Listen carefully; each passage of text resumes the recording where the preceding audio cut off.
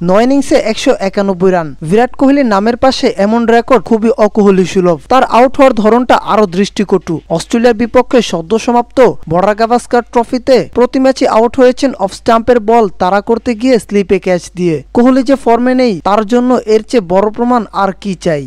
কোহলির এমন দুর্দিনে তার পাশে এগিয়ে এলেন তার বন্ধু এবি ডিভিলিয়ার্স। তার সাবেক রয়্যাল চ্যালেঞ্জার্স বেঙ্গালুরুর সতীর্থ তাকে ব্যাটিংয়ের এই সমস্যা কাটিয়ে ওঠার পরামর্শ দিয়েছেন।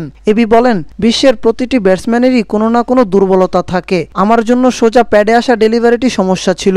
কোহলির উচিত প্রতি বলের পরে নিজেকে রিলেট করা।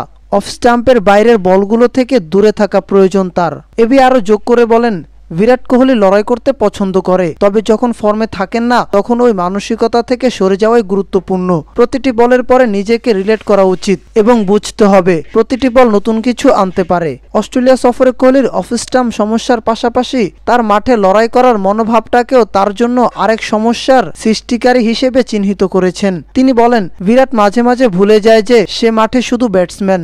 লড়াইয়ের মনোভাব তাকে ভালো করে তোলে, কিন্তু ওটাই তার দুর্বলতা হতে পারে।